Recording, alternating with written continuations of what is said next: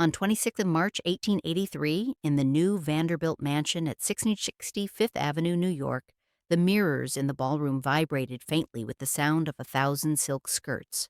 It is the famous Vanderbilt Costume Ball, the night Alva Vanderbilt forces her way into society's inner circle. Near the entrance, a waiter hands each lady a small booklet with a pencil on a cord, a dance card, exactly as etiquette books advise, double cards, a list of the dances, attach a small pencil to each. Names are penciled in, erased, written again. Every line is a choice, every waltz, a negotiation. Somewhere upstairs, 5-year-old Consuelo Vanderbilt is kept out of sight, but this room is being staged for her future. Her mother is rehearsing a strategy that will one day move from Fifth Avenue to a London ballroom. Money for rank, daughters for titles. The lights glitter on gold thread and electric costumes, yet at the edge of each card, the little pencils already hint at calculation. Someone will pay for this brilliance. It will not be the men who dance. By the late 1880s in winter New York and summers at Marble House in Newport, Consuelo Vanderbilt, born on 2nd March 1877, grew up between City Palace and Seaside Cottage, each residence more elaborate than most people could imagine in their grandest dreams. Her father, William Kissam Vanderbilt, has inherited a railroad fortune built by his grandfather Cornelius. Her mother's ambition derives from years of social exclusion, the sting of being considered nouveau riche by New York's Knickerbocker aristocracy. Alva has already used that legendary 1883 costume ball to force Caroline Astor to recognize the Vanderbilts socially, a campaign that required withholding the invitation to Carrie Astor until Mrs. Astor herself left her calling card at the Vanderbilt residence, acknowledging them as social equals. Now, Alva turns the same strategic energy, the same calculating determination, toward her daughter's future. The houses themselves are lessons in display and expectation. The Fifth Avenue mansion, designed by Richard Morris Hunt, cost $3 million, a sum so vast that newspapers reported it with a mixture of awe and scandal. Marble House in Newport, completed in 1892, was even more extravagant, built entirely of white marble at a cost of $11 million, a summer cottage that rivaled European palaces in scale and grandeur. Consuelo moves through these spaces aware, even as a child, that they are stages, that every room is designed to impress, that beauty here is not natural but constructed at enormous expense. In The Glitter and the Gold, her memoir published in 1952, Consuelo recalls lessons in posture so severe that Alva has her fitted with a steel brace along her spine, making it difficult to write or even lower her head. The device, prescribed by an orthopedist concerned about her posture, forces her back straight, her shoulders level, transforming the simple act of sitting or walking into an exercise in controlled discomfort. Education here is physical as well as intellectual. French lessons with a governess who corrects pronunciation with sharp raps on the desk, music instruction with a piano master who insists on perfect hand position, and supervised walks along the clipped Newport lawns where every step is observed and critiqued. The sensory world of her childhood is one of constraint disguised as luxury. The rustle of her taffeta dresses, stiff and heavy. The cold marble floors of Marble House that make summer mornings feel like winter. The constant awareness of servants watching, ready to correct any lapse in deportment. She learns early that comfort and beauty are not the same thing, that the most magnificent settings can feel like prisons, that privilege comes with prices not recorded in account books. Sometimes at small house dances organized for her mother's friends and their daughters, a cousin shows her a used dance card, names in neat ink, margins smudged by tiny pencils, erasures, and corrections. Consuelo traces the lines with her finger, learning without being taught explicitly that a woman's evening can be contained on folded paper. That movement through a ballroom is as choreographed as a ballet. That spontaneity is an illusion maintained through careful advance planning. The cards are beautiful objects, often decorated with watercolors or gilt edges, suspended from silk cords small enough to fit in a reticule yet substantial enough to record a night's worth of partners and dances. Before she ever holds a card of her own, before she is old enough to attend balls or receive gentlemen callers, she understands that in her world, movement, and even affection, will be scheduled in advance, recorded in graphite, subject to maternal review. The dance card is not merely a convenience, but a technology of social control, a way of ensuring that young women dance with appropriate partners, that no scandalous attachments form, that every interaction can be traced and evaluated afterward. In her mother's hands, even a souvenir becomes surveillance. By the early 1890s, guides to the London season described it openly as a marriage market for the upper classes, using language that makes the economic function explicit even while wrapping it in the vocabulary of tradition and social ritual. Research on the season notes that by the late 18th and 19th centuries, debutantes were launched at 17 or 18, presented at court in elaborate ceremonies requiring specific dress and protocol, then swept through months of balls, dinners, garden parties, and race meetings. 6 compressed months from May through July, in which futures could be made or lost, engagement secured or prospects ruined. The machinery of the season was elaborate and unforgiving. A young woman needed the right sponsorship to be presented at court, the right invitations to appear at the most important balls, the right introductions to meet eligible men. She needed an extensive wardrobe, different gowns for morning calls, afternoon teas, dinners, balls, race meetings at Ascot, garden parties, presentations. She needed to know the complex rules of precedence, how to address everyone from a duke to a younger son of an earl, when to curtsy, and how deeply, which topics were acceptable in conversation and which were forbidden. American examples of successful navigation through this system already abound, serving as templates and warnings for new aspirants. In summer 1873 at the Cowes Regatta on the Isle of Wight, Jenny Jerome of New York met Lord Randolph Churchill. Within days they were engaged, and by April 1874, she was Lady Randolph Churchill, an American woman married into the Churchill family line, mother of a future prime minister. Her success demonstrates that Atlantic crossings can lead to the highest ranks of British society, that American beauty and money can overcome prejudice against colonial origins. Consuelo grows up hearing such stories, absorbing them as fairy tales and instruction manuals simultaneously. In New York, she watches visiting titled guests move through her mother's salons, younger sons of earls looking for heiresses, impoverished viscounts hoping for American alliances. Their presence is proof that fortunes can cross the Atlantic in both directions, that what seems like romance is often negotiation, that titles and money can be exchanged like currency. At smaller dances in New York during her teenage years, she observes how older girls manage their dance cards, how the little pencils work like telegraph keys transmitting alliances and refusals. A girl might appear to casually accept a dance, but the choice has often been predetermined by mothers conferring in drawing rooms, by fathers evaluating financial prospects, by complex calculations about which families are rising and which are in decline. The card records these negotiations, makes them portable, allows them to be reviewed and discussed afterward. One season, she watches a cousin's card fill within minutes of arrival at a ball, proof of social success, evidence that the right people want to dance with her. Another girl stands near the wall, her card conspicuously empty, a public humiliation that will be discussed in society columns and remembered for years. The contrast teaches Consuelo that the card is not neutral, that it announces one's social standing as clearly as the cut of one's gown or the quality of one's jewels. That failure to fill a card is failure to perform femininity successfully within this system.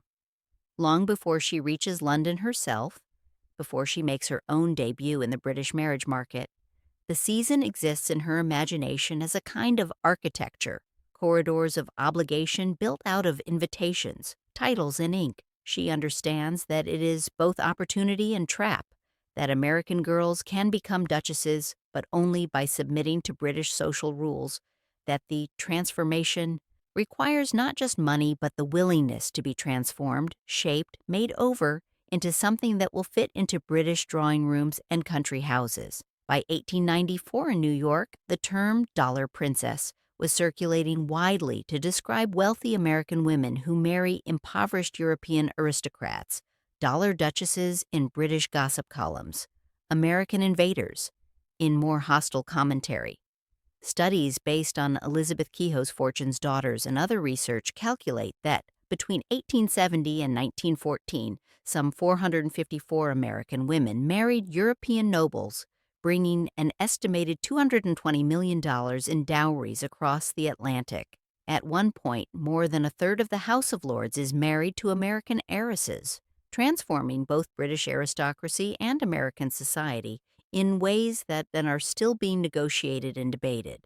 The pattern is clear enough that it has become systemic, almost routine.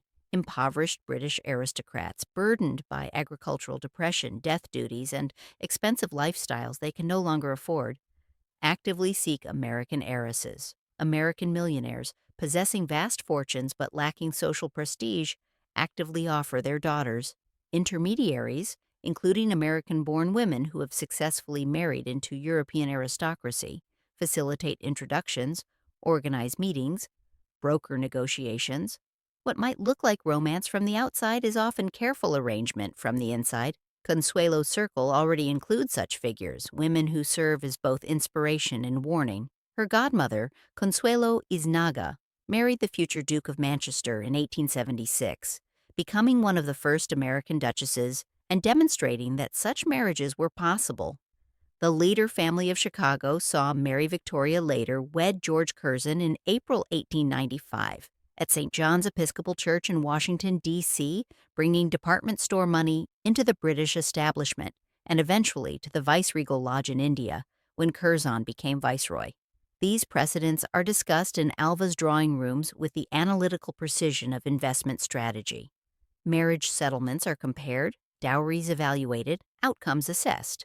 Which matches have proven successful, meaning the American woman has been accepted by British society and the British estate has been successfully rescued from bankruptcy, which have failed, meaning the woman is unhappy, or the money has been mismanaged, or the families remain at odds.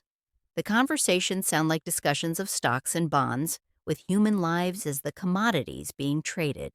In Alva's mind, these precedents are not romances but proofs, evidence that money can be converted into rank if handled correctly, that her daughter can become not just wealthy but titled, that the social exclusion the Vanderbilts once faced in New York can be erased entirely by a British dukedom. She has already proven she can force the Astors to acknowledge her. Now she will force the British aristocracy to welcome her daughter. Over tea in the Fifth Avenue mansion, guest lists are discussed like investment portfolios, each name evaluated for potential utility. A folded dance card from a recent ball lies on the table beside the silver teapot. Its penciled names, a reminder that even an evening's pleasure is logged, counted, and kept as evidence. Alva sometimes picks up such cards and studies them, reading backward through an evening, evaluating which young men paid attention to Consuelo, which families showed interest, which connections might be worth developing. The cards accumulate in Consuelo's room, saved in a lacquered box. Souvenirs of parties, yes, but also records of a campaign being waged over her future. She is 15, 16, 17, and the number of cards increases, the names on them becoming more significant, the pattern becoming clearer. She is being positioned, presented, evaluated. The dance floor is an audition, and she is learning that she is both performer and commodity, that her value will be determined by others, that her preferences matter less than her marketability. The arithmetic is brutal, and Consuelo is beginning to understand it. One daughter, one title, one estate saved, if the negotiations succeed. If they fail, if no suitable match can be arranged, if she proves unable to attract or keep the right kind of attention, then all the money, all the training, all the elaborate staging will have been wasted. The pressure is enormous, unspoken, constant. Every ball is a test. Every dance card is a report card. Every empty line represents failure. Historians of the period note that such marriages were driven by parallel pressures: American fortunes seeking the legitimacy that European titles conferred, and British estates struggling under the weight of debt, entail, and agricultural depression that made traditional sources of aristocratic income increasingly inadequate.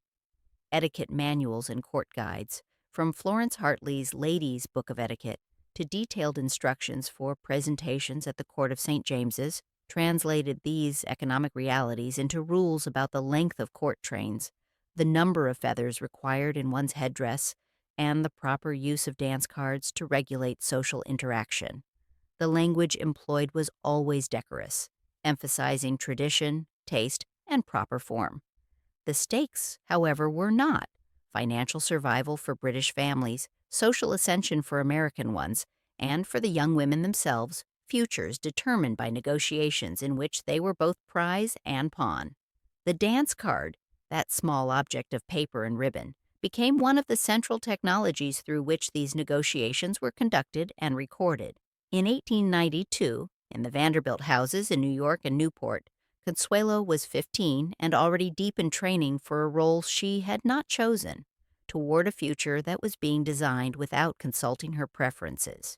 In her memoir written decades later, she remembers with vivid clarity being forced by Alva to wear a rigid steel brace down her back during lessons to correct her posture, a device so constricting that it makes writing difficult and reading while sitting nearly impossible. The brace extends from her shoulders to her hips, rigid metal pressing against her spine, forcing it into an unnaturally straight line. A French governess, Mademoiselle Elise, drills her daily in language and literature, correcting her accent with relentless precision. Non, non, Consuelo. The mouth must move differently. Again, je voudrais. A music master presides over hours at the piano, emphasizing technique over expression, perfection over pleasure. A dancing teacher instructs her in the steps that will, one day, be performed in London drawing rooms and country house balls.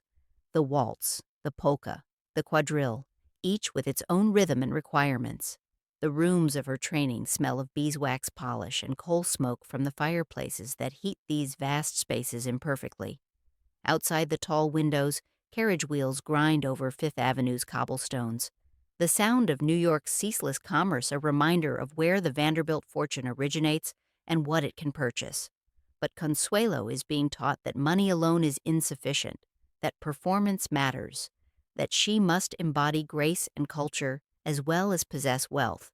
On occasional evenings, Alva allows her to watch from an upstairs landing as guests arrive for dances, not yet permitted to participate, but expected to observe and learn.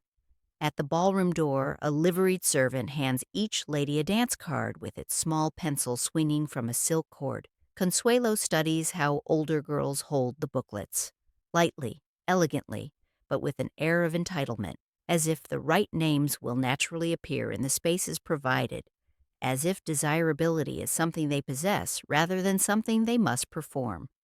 She notices how mothers watch their daughters' cards being filled, how a quick glance can assess whether the right young men are asking for dances, whether any unsuitable attention is being received, whether the evening is proceeding according to plan. She observes the relief on a mother's face when her daughter's card fills quickly, the barely concealed anxiety when it does not. These are lessons that no governess teaches explicitly, but they are absorbed nonetheless. That a woman's value is measured by male attention, that popularity is proof of worth, that an empty dance card is a kind of social death. The brace on her back trains her spine, forcing it into the rigid posture that will mark her as properly educated, as a young lady rather than a common girl. But the unseen pressure of expectation begins to train something deeper, her understanding that grace will be a kind of obedience, that beauty will be a performance staged for others' benefit, that her body and her future belong less to herself than to her family's ambitions and society's requirements. She is learning to be a duchess before she even knows which duke she is meant to marry. Ball etiquette manuals of the 1870s and 1880s explain with remarkable precision how a hostess should manage dance cards to ensure proper social order on the ballroom floor. Florence Hartley's Lady's Book of Etiquette and Manual of Politeness, published in multiple editions, specifies that cards should be double cards, written or printed with a list of the dances. Attach a small pencil to each. Hand a card to each guest as they pass in. The system is designed to prevent the chaos of unregulated dancing, to ensure that no young woman dances too often with the same partner, which might indicate unseemly attachment or lead to gossip, and to create a written record of the evening's social interactions. By spring 1893 in New York, Consuelo, now 16, was finally permitted to attend smaller private dances, events carefully selected by her mother to provide appropriate experience without exposing her to unsuitable attention. Her first real dance card, received at a coming-out party for a cousin, feels heavy on her gloved wrist despite weighing almost nothing. The weight is psychological, the burden of knowing that this small object will record her success or failure, that it will be examined by her mother afterward, that every name or absence of names will be interpreted and judged. The card itself is lovely, ivory paper decorated with watercolor roses. The dances listed in elegant copperplate script: waltz, polka, quadrille, another waltz, a gallop. The tiny pencil attached by a pale pink cord leaves faint gray impressions, as names are added throughout the evening. Later, in her memoir, she will recall how closely chaperones watched the sequence of partners, ensuring that no more than 2 dances were granted to the same man, taking care that suitable partners were included, anxious also to avoid scandalous omissions. Young women whose cards remained conspicuously empty despite the presence of available partners. The mechanics of the system require constant negotiation. A young man must approach and request a dance, ideally through proper introduction rather than direct approach. The young woman consults her card, determines which dances remain unclaimed, and either accepts, indicating the specific dance number, or politely declines, claiming that her card is already full for that dance, even if it is not. The penciled entries can be erased if plans change, if a more desirable partner appears, if maternal instruction requires adjustment. Nothing is permanent until the dance actually occurs. And even then, the card remains as the only evidence, subject to interpretation and revision in memory. After the guests leave, after Consuelo has returned home in the family carriage, Alva quietly takes the card and examines it with the attention of a general reviewing battlefield reports. She reads the evening backward through the names, who asked, in what order, which dances were granted to whom, whether any patterns suggest particular interest or unfortunate attachment. She notes which English names appear, the younger sons of aristocrats, the titled visitors who are in New York on extended stays, the kind of men who might be cultivated, who might be steered toward more serious courtship. The object that looked to Consuelo like a souvenir, something to press in a book or save in a drawer, alongside ribbons and dried flowers, has already done its real work. It has served as her mother's surveillance device, recording data about her daughter's marriageability, providing evidence of which strategies are working and which need adjustment. In the morning, the card is returned to Consuelo as a keepsake, but she understands now, with the clarity that comes from seeing her mother's intense focus on those penciled lines, that it has already served purposes beyond her own pleasure or memory. In June 1894, Alva brought 17-year-old Consuelo to London, staying in a rented house in Mayfair positioned strategically near Hyde Park and the most fashionable addresses. The Atlantic crossing aboard a luxury liner has taken a week, time spent preparing Consuelo for what awaits, reviewing British aristocratic genealogy, memorizing titles and forms of address, studying the complex rules that govern London society. Articles and later biographers note that Alva enlists the crucial help of Minnie Stevens Paget, an American-born woman who has married into British society and become a well-known matchmaker between American heiresses and British aristocrats, a professional facilitator of transatlantic marriages who understands both worlds and can navigate between them. London in the season sounds different from New York. Carriage wheels on wet cobblestones make a distinctive rattling, unlike the heavy grinding on New York streets.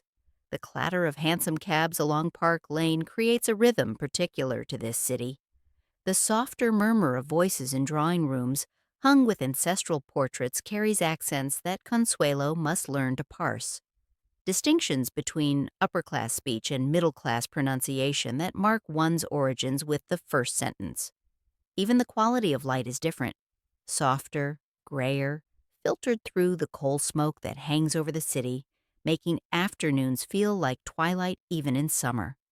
Consuelo's days fill with activities designed to position her within the tight circles of aristocratic London.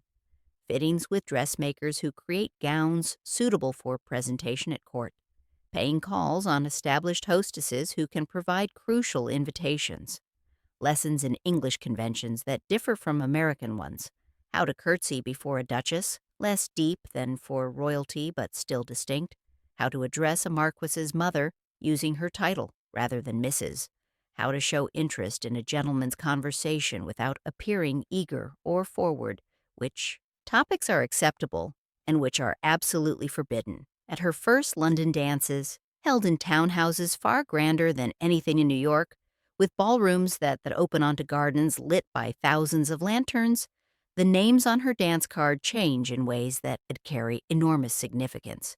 Fewer Vanderbilts and Astors, fewer American Railroad heirs and industrial scions, more Churchills, Curzons, Spencer Churchills, names attached to estates in Oxfordshire and Derbyshire, to seats in Parliament, to genealogies extending back to the Norman Conquest. Each penciled line represents not just a man but an entire world, an estate with tenant farmers and ancestral portraits, a county where his family name carries weight, debts accumulated over generations that American money might erase. Mrs. Padgett orchestrates introductions with surgical precision, positioning Consuelo in sight of the most eligible, meaning the most heavily indebted, aristocrats, ensuring that her American fortune is widely known without being vulgarly advertised, managing the delicate balance between availability and exclusivity. A girl who seems too eager will be dismissed as desperate. One who seems uninterested will be passed over for more welcoming prospects. The performance requires exact calibration, and Mrs. Padgett provides constant coaching. The dance cards from these London balls, preserved later among Consuelo's papers, show the progression of a campaign. Early in the season, the names are varied, exploratory. As weeks pass, certain names appear with increasing frequency, repeated across multiple cards from different events. The Duke of Marlborough's name begins appearing regularly. Charles Spencer Churchill, called Sonny, heir to Blenheim Palace, desperately in need of the kind of money that only an American heiress can provide. The penciled entries trace a courtship that is simultaneously romantic and transactional, personal and dynastic. The Atlantic crossing has turned the little pencil at her wrist into an instrument of foreign policy, recording negotiations between nations disguised as dances between individuals, documenting the exchange of American capital for British titles, tracing the architecture of an alliance that will reshape both families and, in small ways, both countries. While Consuelo learns to navigate London drawing rooms and masters the complicated etiquette of the British season, another American heiress is nearing the end of her own carefully managed courtship. On 27 April 1895, in Washington, D.C., Mary Victoria Leiter, daughter of Chicago dry goods magnate Levi Leiter, married George Nathaniel Curzon, later Marquis Curzon of Kettleston, at St. John's Episcopal Church in Lafayette Square. The wedding is a major social event, attended by members of the cabinet, foreign diplomats, and representatives of both American industrial wealth and British aristocracy. Mary's story, reconstructed from biographies, letters, and society reporting, shows a pattern remarkably similar to what Consuelo is experiencing: careful education in languages and deportment, multiple seasons in both Washington and London to maximize exposure to suitable prospects, and ultimately a dowry estimated at several $100,000 that will support Curzon's expensive political career and later his vice-regal display as Viceroy of India. The marriage is praised in both American and British press as a brilliant alliance, proof that the transatlantic marriage market can produce genuine partnerships rather than merely mercenary arrangements. In London, that same season, Consuelo reads the society reports about Mary's wedding with careful attention. John Singer Sargent painted Mary's portrait in 1898, capturing her in the height of her beauty and influence, and he later painted Consuelo as well in 1906, creating parallel images of American women who have successfully crossed into British aristocracy. The two women move in overlapping social circles, attend some of the same events, and are evaluated by the same observers who speculate about American money and British titles. Their paths underline a lesson the press has already learned and society has already internalized. These marriages are not aberrations, not scandalous anomalies, but an established pattern, almost a system. There is even a kind of template that both women follow: American fortune, European education or its equivalent, introduction through established intermediaries, a season or multiple seasons in London, negotiations conducted through lawyers and family representatives, marriage settlements that specify exact amounts and conditions, weddings that function as diplomatic ceremonies as much as personal celebrations. Consuelo, reading society columns that praise Mary's grace, her linguistic abilities, her skill at managing the complex social and political demands of her position, understands that successful performance can lead far beyond a ballroom, to embassies and viceregal courts, to political influence and genuine power. But the reports also make clear that such success requires absolute commitment to the role, total submission to its requirements, and the willingness to subordinate personal preference to public duty. Mary Curzon died in 1906 at age 36, exhausted by the demands of her position, her health broken by the strain of performing at the highest levels of imperial society. The dance cards that Consuelo continues to receive and fill at London balls carry new weight in light of Mary Leader's example. Each name penciled in represents not just an evening's entertainment, but a potential life trajectory, a future that might include not just marriage, but transformation into something else entirely: a political hostess, a diplomatic asset, a woman whose influence extends across continents, but whose freedom is constrained by expectations and obligations that grow more complex the higher one rises. Each celebrated match raises the bar for the next debutante, turning the season into an exam graded in titles and overseas posts. The stakes are no longer merely social acceptance or financial security, but something more ambitious and more dangerous: the possibility of genuine power, purchased at the cost of genuine autonomy, achieved through the sacrifice of the self one might have been for the self one is required to become. By 1894 and into 1895, as the London season proceeded and Consuelo's dance cards filled with increasingly significant names, she had fallen in love with Winthrop Rutherford, a tall, handsome, well-connected American whom she would prefer to marry above all others. Rutherford is not poor.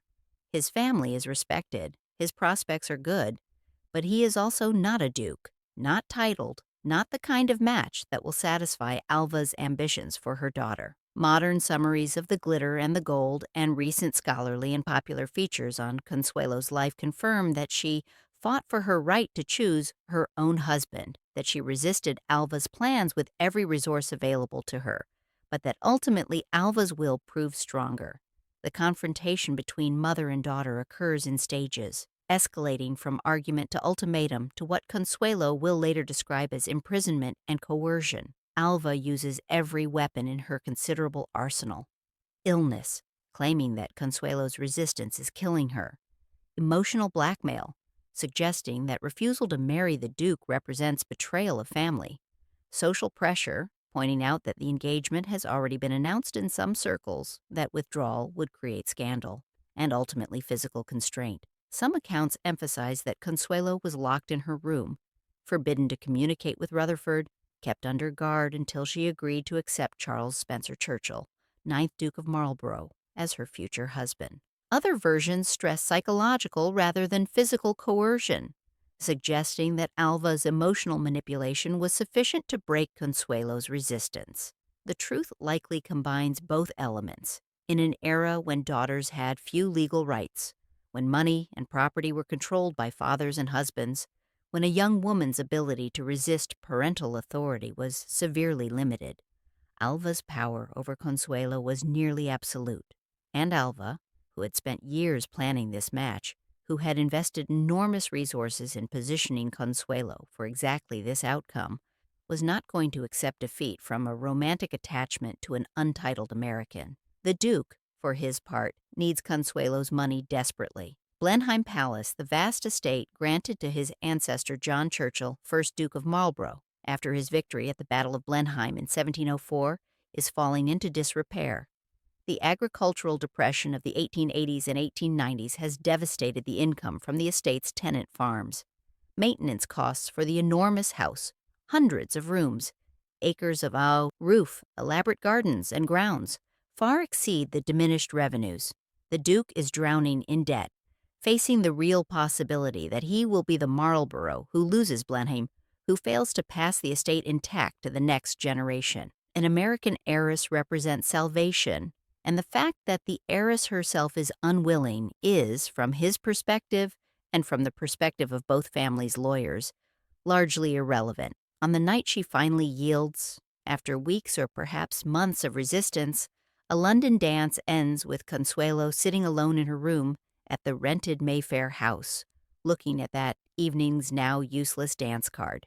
The Duke's name appears multiple times. Dances granted under maternal pressure, under the watchful eyes of chaperones who are ensuring that the courtship proceeds according to plan. The penciled names that once represented possibility, the record of an evening's pleasure, suddenly seem less like memories than like evidence of a campaign waged over her future, a documentary record of how her will was broken and her preferences overridden. She will later write that she cried throughout her wedding, that guests could see her tears beneath her veil, that she went to the altar in a state of grief rather than joy.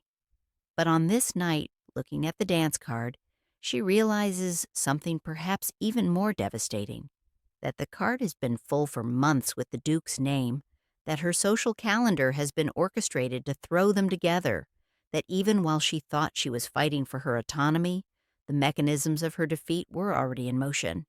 She never truly held the pencil. The illusion of choice, represented by the blank lines waiting to be filled, was always just that, an illusion.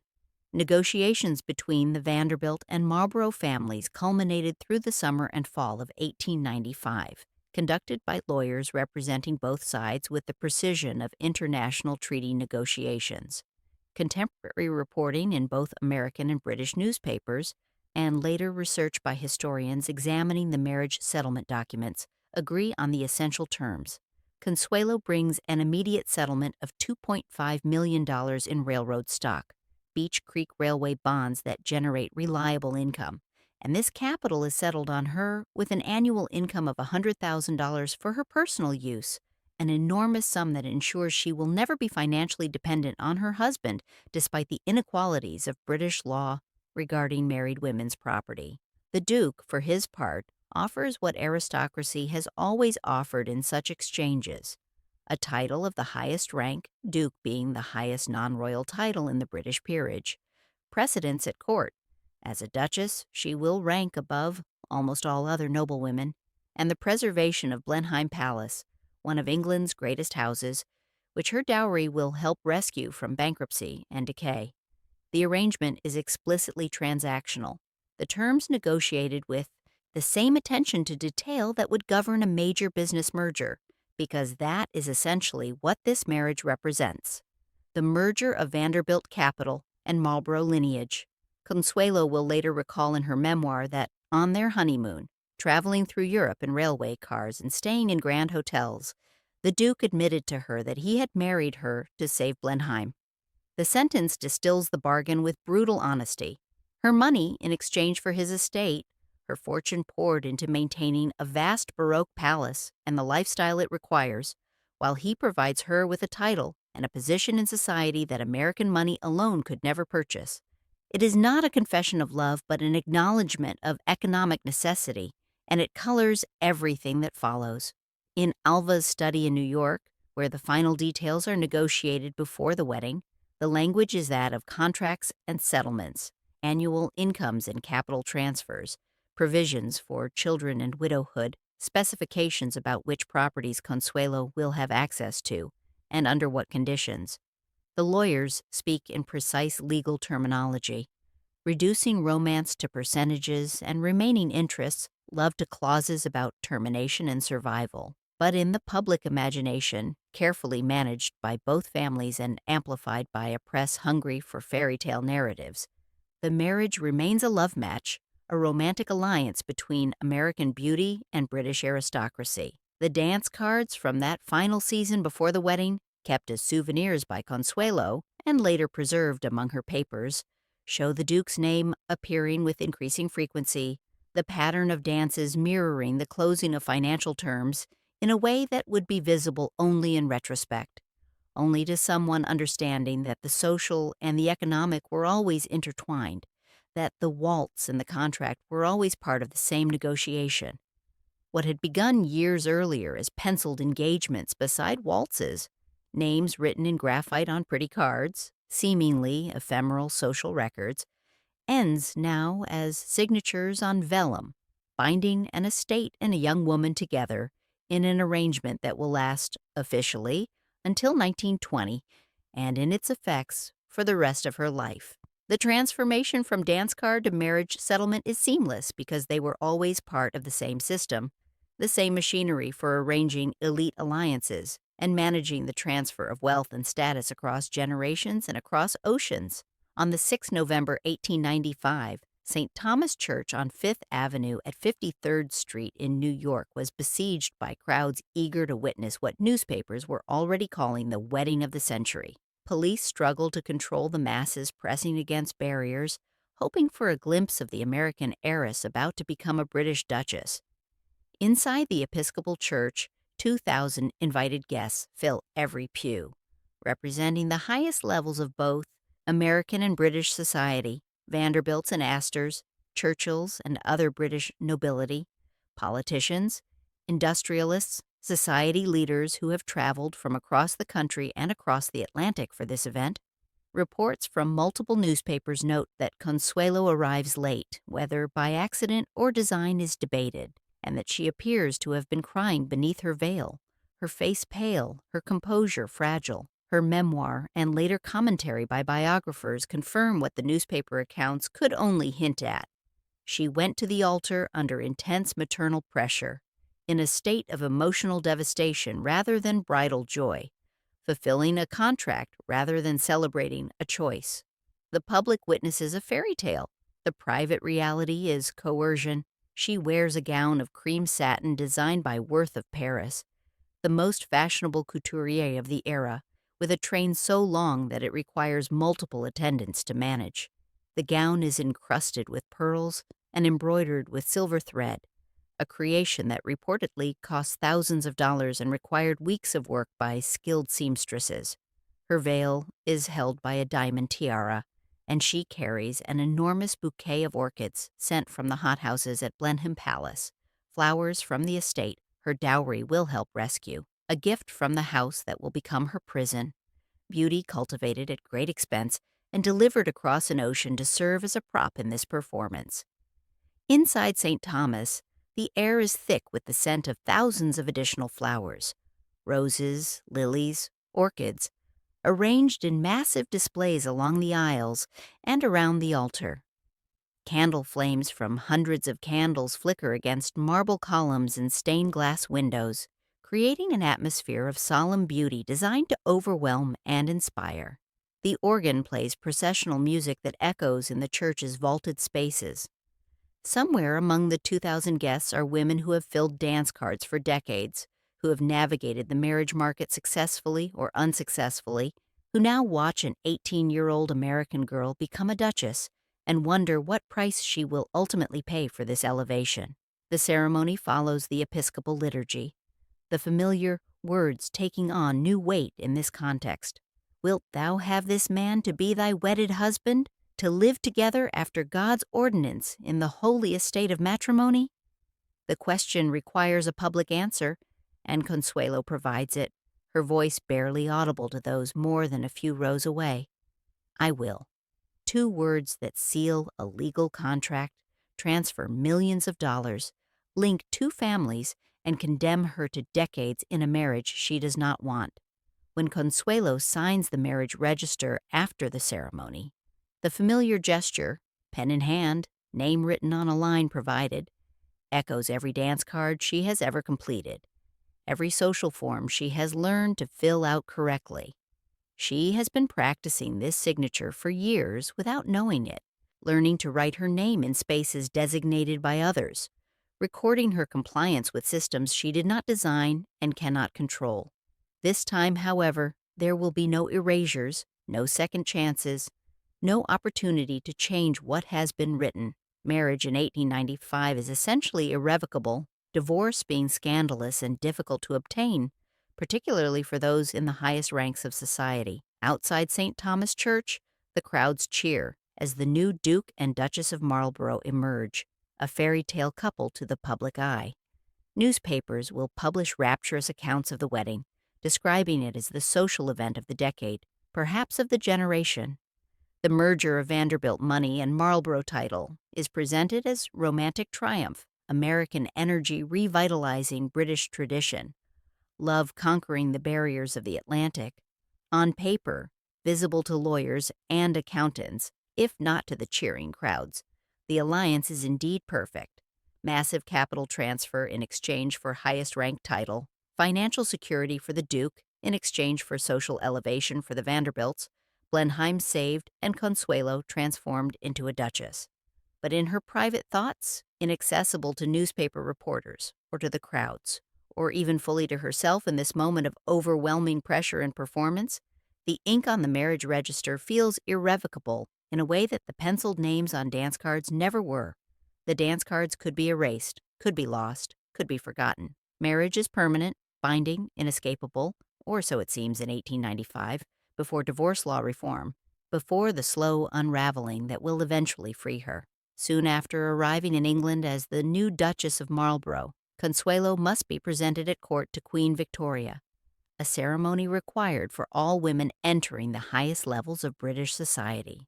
The presentation occurs at Buckingham Palace, following protocols so specific and demanding that women prepare for weeks. Consuelo wears her wedding dress, carefully altered and recut to accommodate a court train, a specific length dictated by court regulations, with a court mantle of velvet and ermine.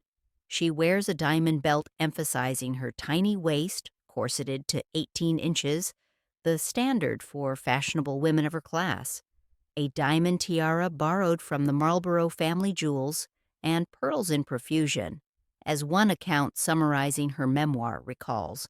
Multiple strands looping around her neck, pearls sewn onto her gown, pearl earrings, the lustrous gems announcing both her wealth and her new position.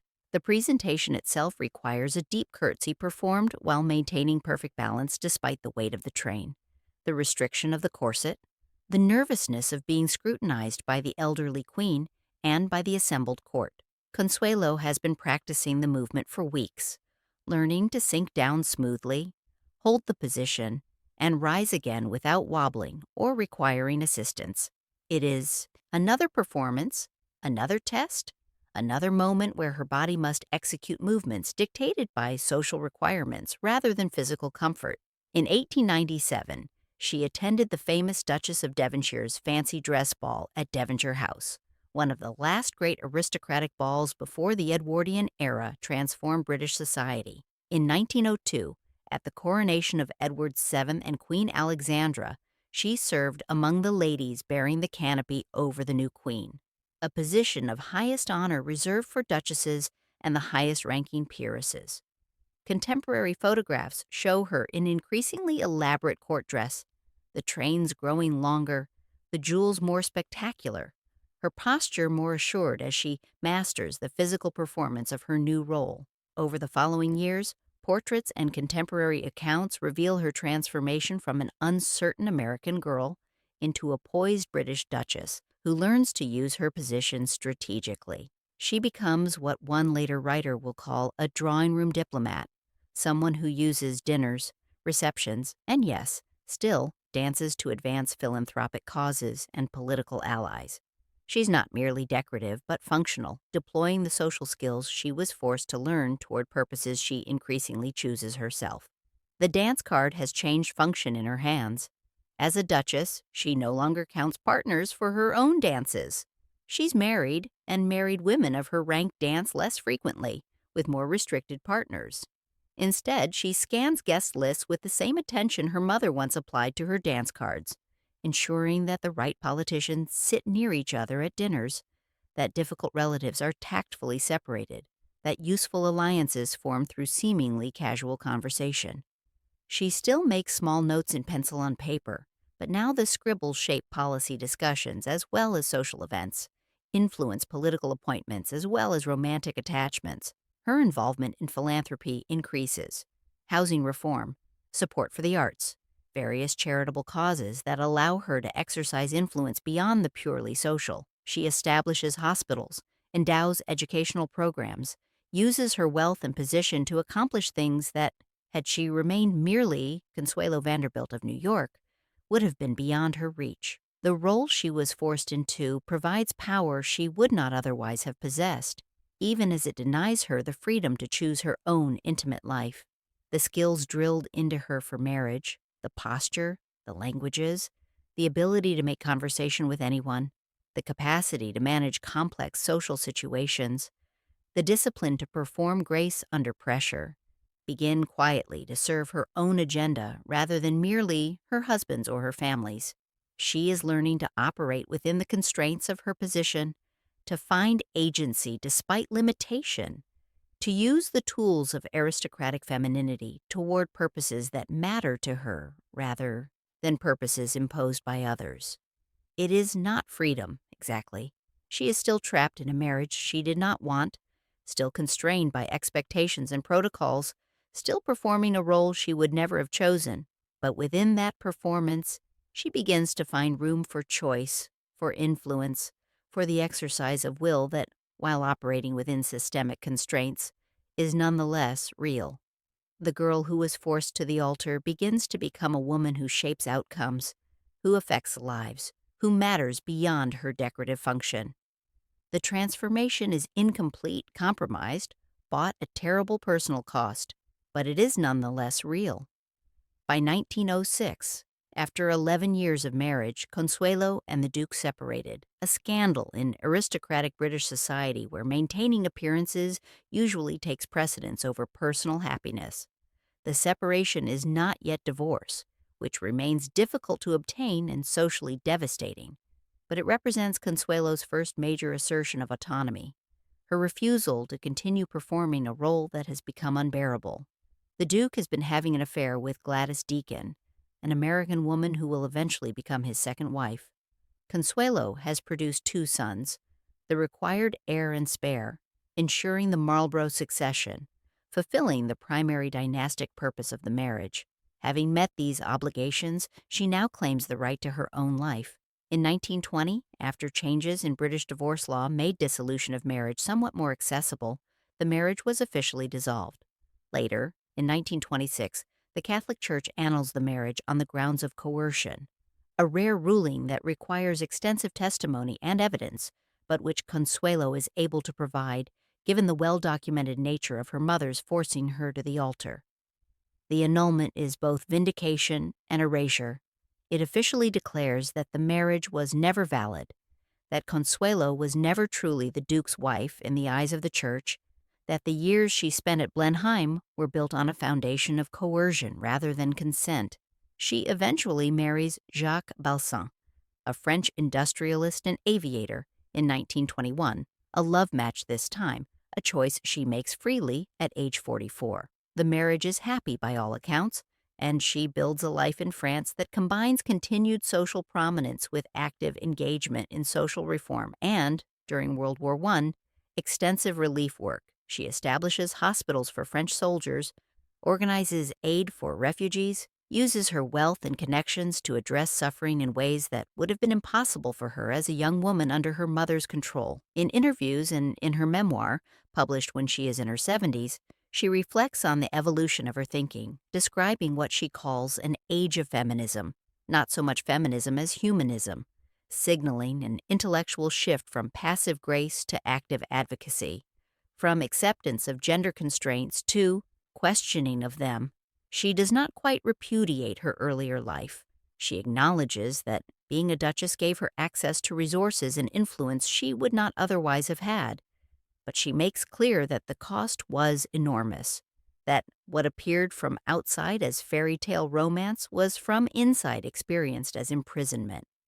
One afternoon in France, years after her second marriage, sorting through old papers in preparation for writing her memoir, she finds an early dance card tucked into a book, names from a New York ball when she was 16 or 17, penciled in a teenager's handwriting that she barely recognizes as her own. The paper has yellowed, become brittle, the ribbon faded. The pencil lines remain legible despite the decades, recording partners she can no longer clearly remember, music she can no longer hear, a self she can barely access. Looking at the card, she experiences a complex emotion. Not quite nostalgia, because those times were not happy ones. Not quite regret, because some good came from the path she was forced to follow. Perhaps something more like archaeological curiosity, the strange detachment of examining evidence of her own past as though it belonged to someone else. The card is beautiful. She can see that objectively, appreciating its design and craftsmanship, even while knowing the uses to which it was put. She keeps it, not as a token of romance or a souvenir of happy times, but as evidence of how early the negotiations began, how young she was when the machinery of her marriage started operating, and how long before she understood what was happening, the systems were already in motion. The dance card is an artifact and indictment, memory and warning, a small object that carries enormous weight, a few ounces of paper and ribbon that document how a life can be determined by others, how choice can be disguised as freedom, how the prettiest rituals can serve the darkest purposes. Today, museum and archive collections around the world preserve 19th century dance cards as artifacts of a vanished social world. Tiny booklets with silk cords and pencils, recording partners and music at balls between 1870 and 1914. The Victoria and Albert Museum in London, the Smithsonian in Washington, the Metropolitan Museum in New York, university special collections across North America and Europe, all house examples of these objects that once regulated movement and facilitated negotiation on ballroom floors. Museum exhibits describe dance cards variously as tools of etiquette, records of sociability, tablets of love, romantic souvenirs preserving the memory of evenings spent in youthful gaiety. But more analytically minded curators, drawing on historical research and feminist scholarship, note that they were also instruments that helped ensure social order on the dance floor, that prevented unsuitable attachments from forming, that created documentary records allowing parental surveillance of daughters' interactions with potential suitors. The cards are beautiful, undeniably so, with their watercolor decorations and elegant calligraphy, but beauty does not negate function, and their function was frequently controlling rather than liberating. In one museum display case, a card from a grand 1890s ball lies under carefully controlled museum lighting, protected from the deterioration caused by exposure to ultraviolet radiation. Its pencil stub is still tied by a fading silk ribbon, the knot intact after more than a century. The numbered dances are neatly filled in a confident hand. Mr. Thompson, Lord Hastings, Mr. Carlyle, the names recording an evening's entertainment or an evening's negotiation, or both. A few lines at the bottom remain blank, spaces that were never claimed, dances that went unclaimed for reasons now unknowable. Did she prefer to sit those out? Was she tired? Or were these dances that no suitable partner requested? Vacancies that represented social failure? Gaps in what should have been a complete evening? The object is anonymous now. The specific young woman's name has been lost, separated from the card at some point in its journey from ballroom to auction house to museum collection. Her season is long over. She is certainly dead, has been dead for decades, perhaps had children and grandchildren who are themselves now dead. We do not know whether she married a duke, an untitled gentleman, or no one at all. We do not know if her life was happy or miserable, whether she exercised agency or had it exercised upon her, whether she looks back on these evenings with pleasure or pain. But the viewer examining the card through museum glass does not need to know these specifics to understand something essential about the world it represents. The card itself shows the structure she moved within, choices confined to a printed list, partners limited to those deemed socially acceptable, movements recorded in graphite subject to review and interpretation, a whole evening's social interaction compressed into a few inches of decorated cardstock. The card is both intimate and impersonal, preserving the trace of individual experience while revealing the systemic forces that shape that experience. Somewhere else, in a private archive that researchers can access by appointment, Consuelo's own cards and letters rest in acid-free folders in climate-controlled storage, her correspondence with family, her drafts for her memoir, photographs documenting her transformation from American girl to British duchess to French philanthropist, marriage settlements, and divorce documents, all preserved, cataloged, available to scholars reconstructing her life and the broader patterns it exemplified. The dance cards are there, too, from her teenage years in New York, from her first London season, from the months leading up to her marriage. The Duke's name appears with increasing frequency across multiple cards from 1894 and 1895, documenting a courtship that was simultaneously personal and dynastic, romantic and mercenary. The gestures that once felt like duty, accepting a pencil, writing a name, granting a dance, filling a line, have become history's evidence of how grace was used and at what quiet cost. Future researchers examining these materials will debate the extent of Consuelo's agency. Was she entirely a victim, or did she exercise some degree of choice within constrained circumstances?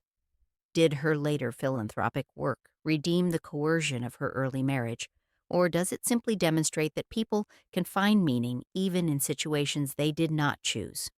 The questions remain open, debatable, irreducible to simple narratives of victimhood or empowerment. But what the dance cards themselves testify to, beyond any individual interpretation, is the existence of a system, a marriage market, a machinery of alliance, a structure of constraint disguised as celebration. The cards are beautiful, elegant, refined. They are also tools of control, instruments of surveillance, technologies for managing and limiting young women's autonomy. Both things can be true simultaneously. Both things are preserved in the archive, available to anyone willing to look closely, to read the evidence not for romance, but for what it actually documents: the architecture of privilege and its costs, the performance of grace and what it concealed, the small rituals that determine large destinies, the penciled names that shaped lives.